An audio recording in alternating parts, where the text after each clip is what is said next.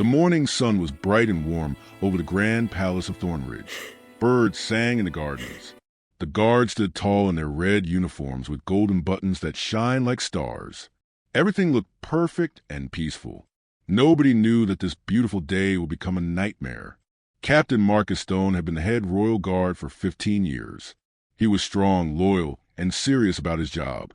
Every day, he woke up thinking about one thing: to protect the royal family. His duty was his life. His job was his purpose. Marcus was 42 years old with gray hair on his sides and deep blue eyes that showed he had seen many things. He had a small scar on his left cheek from an accident when he was younger. People said his face looked hard and serious, but his family knew he had a kind heart.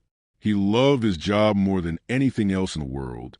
On that day, Marcus arrived at the palace at 5 in the morning. Like always, he walked through the big metal gates.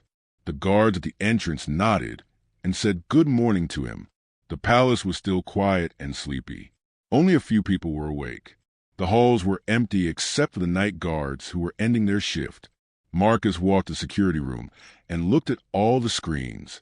Cameras showed every part of the palace: the gardens, the gates, the halls, the rooms where the royal family slept. Everything was normal. Everything was safe. "Good morning, Captain," said Officer James, one of the young guards working the night shift. He looked tired and ready to go home. "Good morning," Marcus replied. "Any problems during the night?" "No, sir, nothing at all. Very quiet night. The family is all asleep. Everything is perfect," James answered. Marcus smiled a little. He liked when things were quiet and normal. Peace was good. It meant everyone was safe. But Marcus did not know that something was very wrong. Something bad was happening right at that moment. The princess, whose name was Emma, was 7 years old. She had golden hair like her mother and bright eyes that always looked happy. She loved to run around the palace, play with dolls, and eat chocolate cake with her nurse, Miss Sarah. Every person in the palace loved Emma. She brought happiness and laughter to everyone. Emma's mother was Queen Alexandra. She was beautiful and kind to everyone. The queen loved her daughter more than anything in the world. Every morning, she would go into Emma's room, kiss her forehead, and say, "Good morning, my sweet girl. Today will be wonderful." And Emma would smile and hug her mother tight. But that morning, something terrible was happening. A man named Derek worked as a helper in the palace. He had a job fixing things and working in the gardens. People thought he was a good man. They said hello to him every day. Nobody knew the dark secrets in his heart. Derek had a brother who was sick and needed very expensive medicine. The medicine cost £50,000. Derek had no money. He was poor and tired and sad. Every night, he cried thinking about his brother. One day, a bad man named Gavin came to Derek and said, "I can give you £50,000, but you must do something for me. I need you to help me take the princess. Just for one day. We will keep her safe, but I need her. I will give you all the money you need for your brother's medicine." Derek did not want to do this terrible thing. He loved Emma. He had watched her grow up, but his brother was dying. His brother needed help. Derek was so scared and so sad that he said yes. That morning, Derek opened the door to Emma's room early. Emma was still sleeping, looking like an angel in her pink bed with her favorite stuffed rabbit next to her. Derek felt his heart break into pieces. He wanted to cry, but he had no time for tears. He picked up Emma very carefully. She was still sleeping. She did not know what was happening. Derek carried her out of the room and down the back stairs that almost nobody used. At the back gate, a white van was waiting. The driver was Gavin's friend named Tom. Derek put Emma in the van. She started to wake up and ask questions, but a cloth was put over her mouth. She could not scream. She could not call for help. The van started moving. It went out through the back gate, the one that was supposed to be locked. It drove away from the palace very fast. All of this happened in just 10 minutes. At 6:30 in the morning, Queen Alexandra went to Emma's room to give her the good morning kiss she gave every single day. She opened the door to the pink room with the toys and the dolls, and the little bed with the white sheets. The bed was empty. Queen Alexandra looked everywhere. Under the bed, In the closet, behind the curtains. Nothing. Emma was gone. She started to scream. Her screams echoed through the palace like the cries of a broken heart. Emma! Emma! Where are you? Emma! The king came running. The nurses came running. Everyone came running. Within minutes, the whole palace knew. The princess was gone. The princess had been taken. The worst thing that could ever happen had happened. Captain Marcus Stone was still in the security room when he heard the screams. His blood turned cold. He ran as fast as he could. In 30 seconds, he knew the truth. Princess Emma was missing. The alarm started to ring. The whole palace became like a place of war and fear. Guards everywhere were running and shouting and searching. The king's face was white like paper. The queen was crying so hard she could barely breathe. And somewhere outside the palace, a white van was moving through the streets with a small sleeping girl inside. Captain Marcus Stone looked at the security screens. He saw the back gate was open. He saw tire marks on the ground outside. He saw that the camera for the back gate was not working. Someone had turned it off. Marcus felt something he had never felt before. He felt like he had failed. He felt like he had let down the people he was supposed to protect most. He looked at the other guards and said the words that would change everything. Find that van. Find the princess. We have nothing else to do until Emma comes home safe. Nothing else. And then Captain Marcus Stone made a choice that would prove his loyalty and his strength. He was going to find her, no matter what it took. The palace had become a place of fear and darkness. The bright morning had turned into a nightmare. Police cars with flashing lights filled the palace gates. Officers ran everywhere. Phones rang constantly. People shouted orders and information back and forth. Captain Marcus Stone stood in the main control room with the king and queen. The king's face was hard and angry. The queen could not stop crying. Her eyes were red and swollen from so many tears. She kept saying Emma's name over and over, like a broken record that could not stop. We will find her, Marcus said to the king. His voice was strong and serious. I promise you, your majesty, we will bring Princess Emma home. The king looked at Marcus with eyes full of pain and anger. You were supposed to protect her, Captain. You were supposed to keep her safe. How did this happen? How did someone take my daughter from her own bed? Marcus felt those words like a knife in his heart. The king was right. It was Marcus's job to keep Emma safe, and he had failed. But now was not the time for sadness. Now was the time for action. We will find her, Marcus said again. I give you my word. Tell me everything we know. The police chief, a woman named Inspector Helen Gray, came into the room. She was a strong, smart woman with 15 years of police work behind her. She knew how to find people.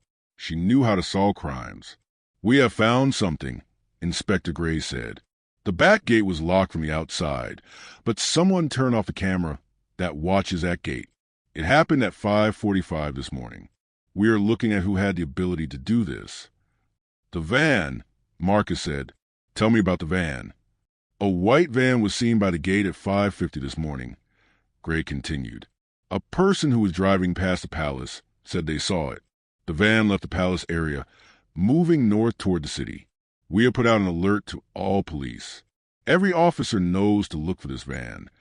Marcus closed his eyes for a moment. He could picture in his mind a small child in a van, scared and confused. He pushed that image away. He needed to think clearly. There is something else. Officer James, the young guard from the night shift, came into the room. He looked scared. Captain, I just found something. Derek, who works in the gardens. He did not come to work this morning. He never called. He never sent a message. Nobody can find him. Marcus's eyes opened wide. Derek. He knew Derek. The man worked in the palace gardens for 2 years. He was quiet and kept to himself, but he seemed like a good man. But now it was clear. Derek is part of this, Marcus said. It was not a question. It was a fact. Yes, James nodded. We think so. We're looking for him now. Marcus turned to the king. Your Majesty, I need to go. I need to find them. I need to find Emma. I cannot stay here and wait. The king nodded. Go. Find my daughter. Bring her home to us." Marcus ran out of the palace. A police car was waiting for him. Inspector Gray was inside. They drove very fast through the streets of the city. The radio was on. Officers were talking constantly, reporting what they saw, asking questions, giving information. The van was seen heading north, Gray said, looking at a map on her computer. If they keep going straight, they could leave the city in 30 minutes. We need to set up checkpoints on all the main roads. Call ahead, Marcus said. His mind was working fast. Set up checkpoints north, east, and west. They might try to escape the city, but they might also hide inside it. We need to cover all directions. Gray made phone calls. More police cars started moving. A helicopter was sent up into the sky to look for the white van from above. Meanwhile, inside the white van, Princess Emma was crying. Tom, the driver, kept telling her to be quiet, but she would not stop. Emma did not understand what was happening. She wanted her mother. She wanted her bed. She wanted everything to be normal again.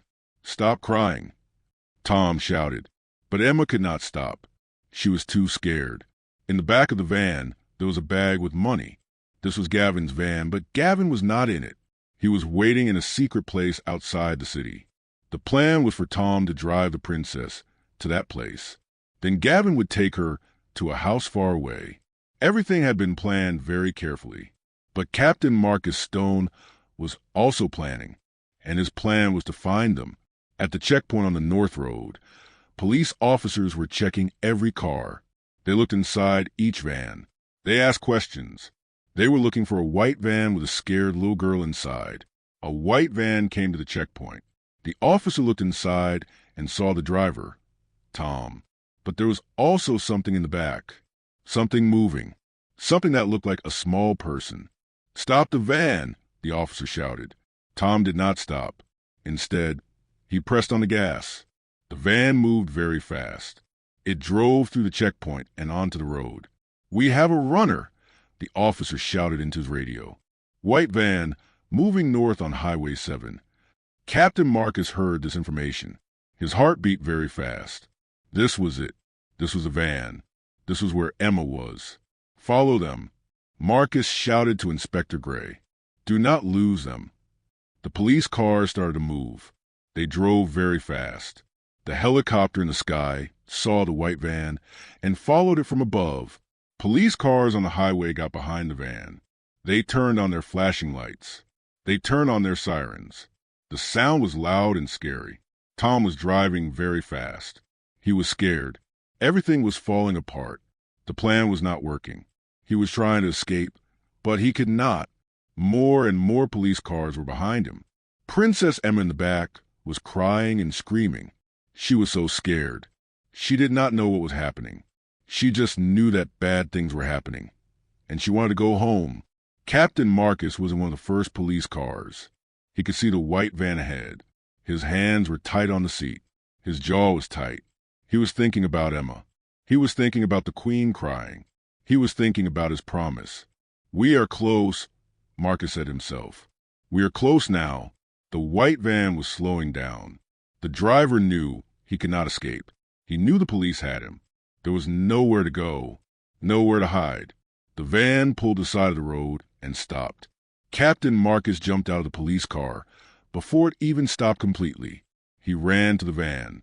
He opened the back door, and there she was, Princess Emma, with her golden hair and her beautiful face, covered in tears, looking so scared and so small. "Emma," Marcus said, his voice full of emotion. "Emma, it is okay now. I am Captain Stone. You are safe now.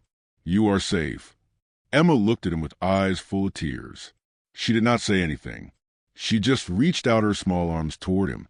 Marcus picked her up and held her tight. She was shaking. She was crying, but she was alive. She was safe. She was home. Captain Marcus held Emma in his arms as he walked toward the police car. The little girl was still shaking. Her golden hair was messy. Her pink pajamas were dirty from a van. But she was alive. She was safe. She was going home. "It is okay, Emma," Marcus whispered softly. His voice was gentle and kind. "You are safe now. Captain Stone is here. I will take you to your mother. She is waiting for you. She loves you so much." Emma looked up at Marcus with her big eyes. They were red from crying. Her face was pale. But slowly, very slowly, she began to understand. She began to believe that she was safe. "Mama?" Emma asked in a small, quiet voice. "Yes," Marcus said. "Your mama. We are going to mama right now." He placed Emma carefully in the back of the police car. Inspector Gray was there. She was a police officer, but she was also a mother. She had a daughter just like Emma. When she saw Emma, her heart was filled with love and protection. "Hello, sweet girl," Gray said in the softest voice. "My name is Helen. I am going to sit with you, okay? We are going to take you home to your mama." Emma nodded slowly. She did not say anything, but she seemed to understand. The police car started to move. It drove fast through the city streets toward the palace, but was not loud and scary like before. This time, the sirens were quiet. The lights were not flashing so bright. This time, it was a ride of hope, a ride of bringing a child home. Marcus sat in the front. He looked out the window, but his mind was on Emma. He thought about what she had gone through. He thought about how scared she must have been. He thought about her mother, waiting at the palace, hoping and praying that her daughter would come home. As they drove, Emma began to talk a little. Her voice was very small. "The man put something on my face," Emma said. "It smelled bad. I could not see. I was scared. I wanted my mama. I cried and cried, but my mama did not come." Inspector Gray reached back and held Emma's hand. "Your mama is waiting for you. She's been waiting all day. She never stopped thinking about you. She never gave up hope. Mamas always love their babies. Always." Emma's eyes filled with tears again. "I want my mama. I want to go home." "We are going home right now," Gray said. "Very soon you will see your mama. She will hug you. She will kiss you. And you will know that you are safe." The palace gates appeared ahead. Police cars were still there. Guards stood everywhere. But now the mood was different. There was hope in the air. There was the feeling that something good was about to happen. When the police car pulled through the gate, a sound started. Guards began to cheer. They clapped their hands. They shouted with joy. The news had traveled fast through the palace. The princess had been found. Emma was alive. Emma was coming home. Captain Marcus stepped out of the car. He opened the back door and carefully helped them out. He held her in his arms again. Her small arms wrapped around his neck. She was still shaking, but she was safe. The palace doors opened, and Queen Alexandra came running. She did not run like a queen. She ran like a mother who had lost her child and found her again. Her face was full of tears, full of love, full of everything a mother feels when she sees her baby again. "Emma!" the queen screamed. "Emma, my baby!" She ran toward Marcus as fast as she could. Her beautiful dress flew behind her. Her crown almost fell from her head. But she did not care about any of that. She only cared about her daughter. Marcus gently placed Emma down on the ground. Emma saw her mother coming toward her. She knew that face. She knew that voice. She knew that love. "Mama!" Emma screamed. "Mama! Mama!" Emma ran toward her mother as fast as her small legs could carry her. Queen Alexandra fell to her knees and caught Emma in her arms. She held her daughter so tight. She cried and cried and cried. My baby, my sweet baby," the queen whispered again and again. She covered Emma's face with kisses. She held her like she would never let her go, like she was making sure Emma was real, like she was making sure this was not a dream. The king came next. He walked toward them slowly. His eyes were full of tears. He had been so angry before, but now he was just happy, so very happy. He knelt down next to his wife and daughter and wrapped his arms around both of them. The king, the queen, and Princess Emma held each other. They cried together. They loved together. The whole palace watched this moment. Even the guards had tears in their eyes. Even the police officers were crying. Captain Marcus stood to the side. He watched this beautiful moment. He thought about the promise he had made. He had kept his promise. He had brought Emma home. After a long time, the king looked up at Marcus. He stood up and walked toward him. Marcus stood straight. He waited. The king put his hand on Marcus's shoulder. He looked into his eyes. "Thank you," the king said. His voice was shaking with emotion. "Thank you for bringing my daughter home. Thank you for being the man I knew you were. I was wrong to doubt you. I am sorry." Marcus bowed his head. "Your Majesty, it is my honor. It is my duty. I promised I would bring her home, and I did. I am just happy that Emma is safe." "You are more than a guard," the king said. "You are a hero. You are family. You saved our family." The queen came over, still holding Emma in her arms. Emma's head was on her mother's shoulder. Emma was looking at Marcus with her big eyes. "Thank you," the queen whispered. She was crying happy tears now. "You gave me my daughter back. You gave me my life back." Emma reached out one small hand toward Marcus. "Thank you, Captain Stone," she said in her low voice. Marcus smiled. He reached out and gently touched Emma's small hand. "You are very brave, Princess Emma," Marcus said. "Very, very brave. You are a strong girl." The palace began to move again. Doctors came to check Emma and make sure she was okay. Nurses came to help her clean up and change into fresh clothes. The family held Emma close, never letting her go far from their sight. As Marcus walked through the palace later that day, people thanked him. Guards patted him on the back. Staff members bowed to him. He had done what he promised to do. He had kept the princess safe. He had brought her home. But Marcus knew that this was just the beginning. Emma had been through something terrible. She would need time to heal. The family would need time to heal. And there were still people who had taken her. There were still questions that needed answers. But for now, at this moment, Captain Marcus Stone could rest knowing one thing. Princess Emma was home, and she was safe. 2 days after Emma came home, Captain Marcus sat in the police interrogation room. Across the table sat Derek, the man who had worked in the palace gardens for 2 years, the man who had seemed so quiet and kind, the man who had taken the princess. Derek's head was down. His hands were on the table. He looked broken and tired, like a man who had given up on everything. His face was sad in a way that Marcus had never seen before. It was the face of someone who had lost everything. "Derek," Marcus said quietly. His voice was not angry. It was not mean. It was sad and trying to understand. "I need to know why. Why did you do this? Why did you take Emma?" Derek looked up at Marcus. His eyes were filled with tears. "My brother," Derek said. His voice was very quiet. "My brother, James, he is dying, Captain. He is only 19 years old, but he is dying." Marcus listened. He did not interrupt. He let Derek speak.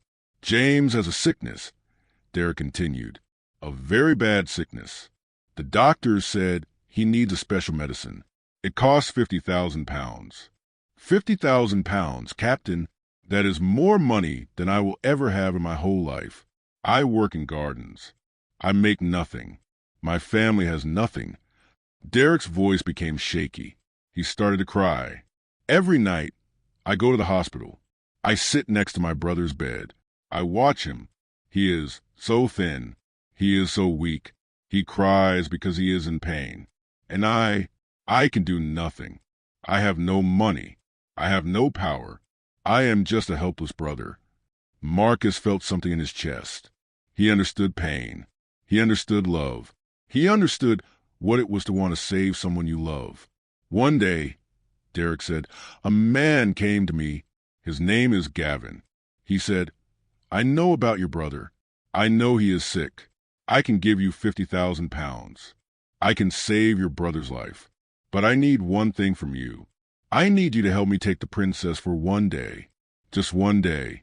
We will keep her safe. No one will hurt her. I just need her for one day.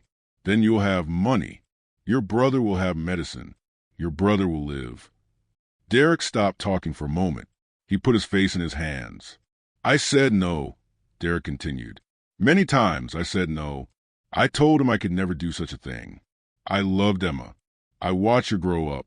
I brought flowers to her room. I played with her in the gardens. How could I hurt her? How could I take her away from her mother? Marcus sat very still. He was beginning to understand the terrible choice Derek had to make. But then, Derek said, I went to the hospital. I found James was very sick. Very, very sick. The doctor said he only had weeks to live if he did not get the medicine. Weeks, Captain. My brother was going to die. Derek looked directly at Marcus. His eyes were broken. So I said yes. I said yes to a terrible thing to save a life I loved more than my own. I took the princess. And I hated myself every second I did it. Marcus leaned back in his chair.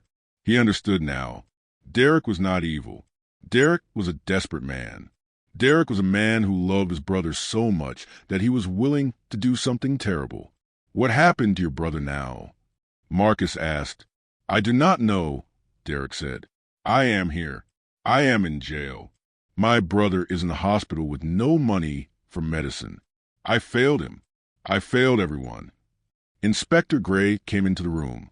She handed Marcus a piece of paper. Marcus read it.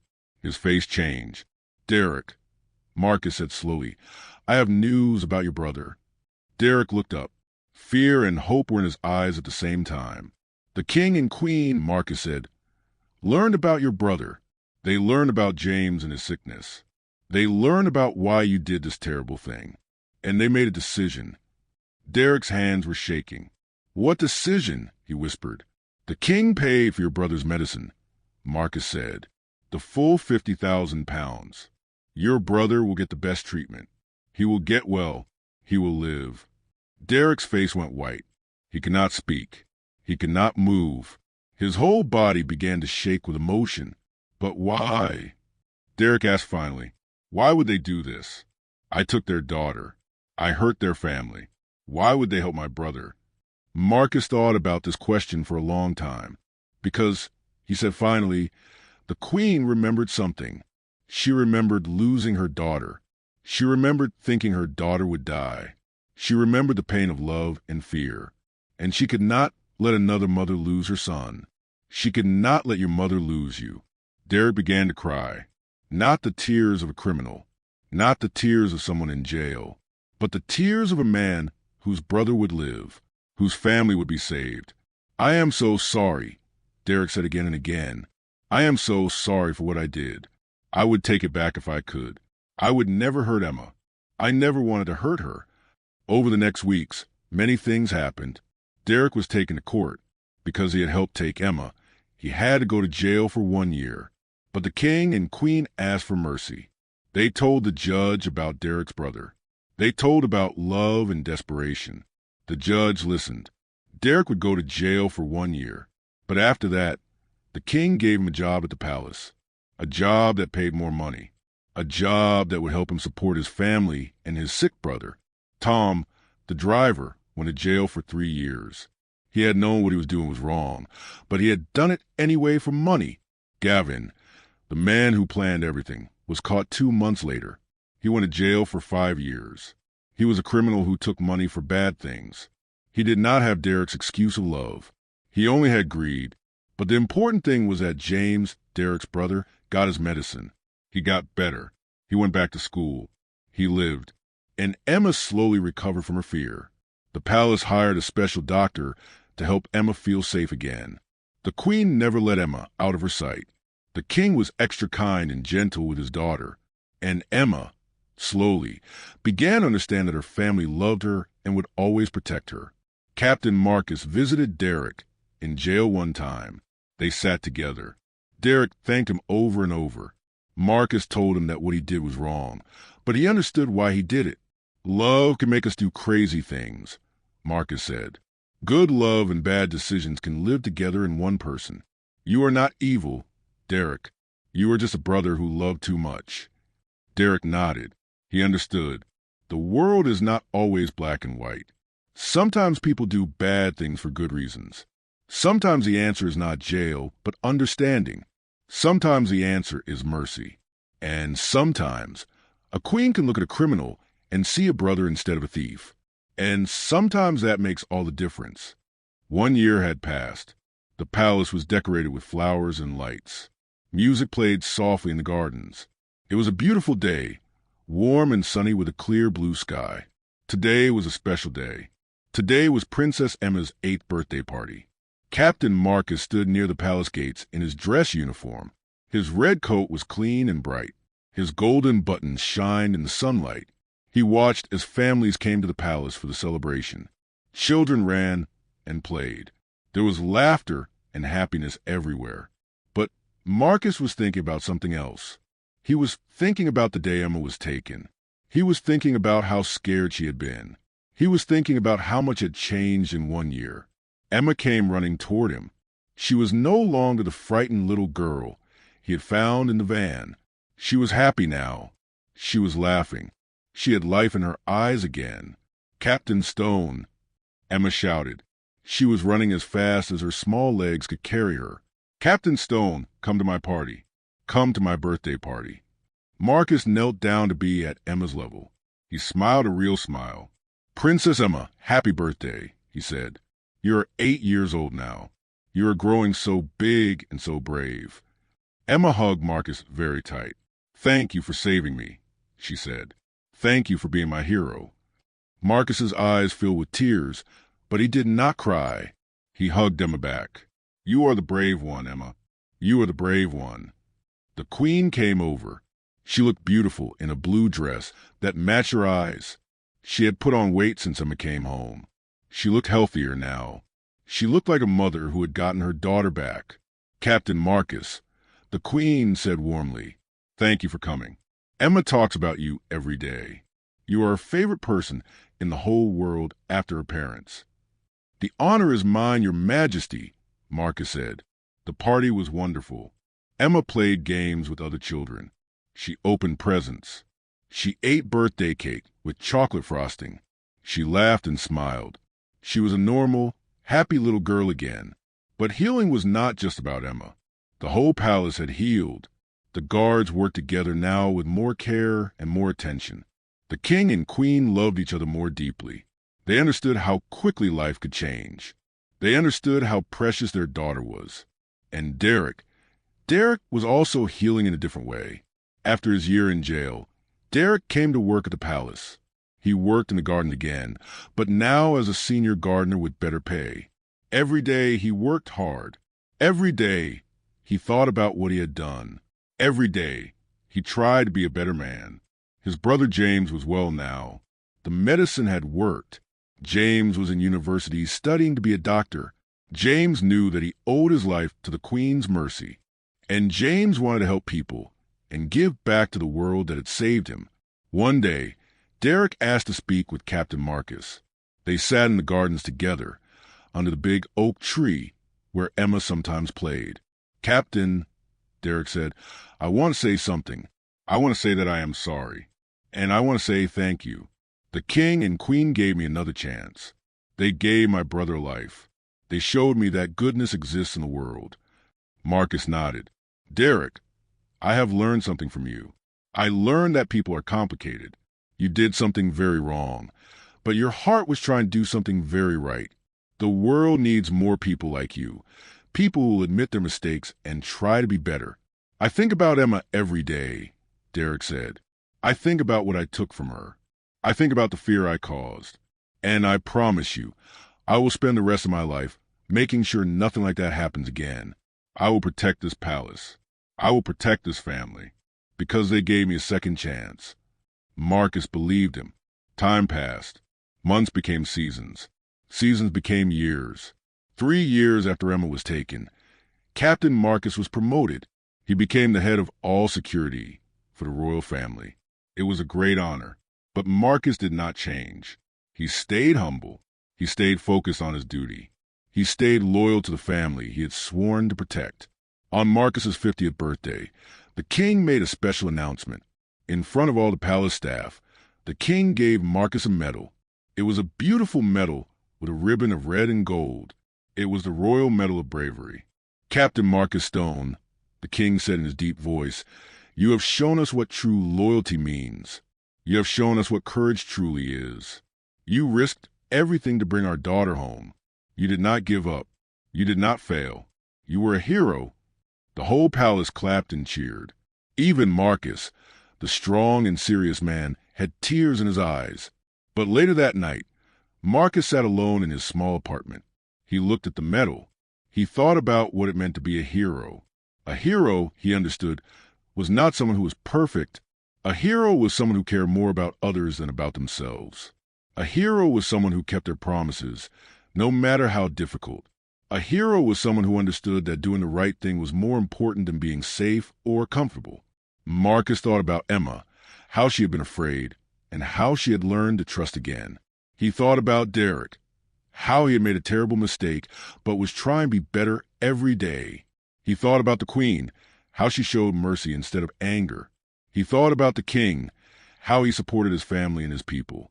They were all heroes in different ways. 5 years after Emma was taken, Emma was now 13 years old. She was no longer afraid. She was happy and healthy and smart. She wanted to help other children who had been hurt, like she had been hurt. She wanted to be a counselor or a doctor to help people heal from their pain. The palace had become a place of peace and safety again. But it was also a place that understood suffering. It was a place that knew that mercy was more powerful than punishment. And Captain Marcus Stone, now gray-haired and wise, stood at the palace gates every morning. He did the same job he had done for many years. But now he did it with even more understanding. He knew that being a guard was not just about protecting people from danger. It was about protecting them so they could live their lives, so they could be happy, so they could grow in love and become the best versions of themselves. One morning, a young new guard came to Marcus. The young man looked nervous and unsure. "Captain Stone," the young guard said, "how do I become a good guard? How do I do this job well?" Marcus looked at the young guard. He thought about everything he had learned. He thought about Emma. He thought about Derek. He thought about the King and Queen. He thought about his promise and his victory and his understanding of the world. "Young man," Marcus said, "the most important thing is not your strength or your speed or your weapons. The most important thing is your heart. Love the people you protect. Care about them like they are your family. And when the time comes to act with all your strength and all your courage and all your love. That is how you become a good guard." The young guard nodded. He understood. And Captain Marcus Stone turned to look at the palace. The beautiful, safe palace where a family lived that had learned the true meaning of love, mercy, and second chances. The sun was rising. A new day was beginning. And Marcus smiled, knowing that he had kept his promise. He had brought Emma home. And in bringing her home, he had learned what it truly meant to be a hero.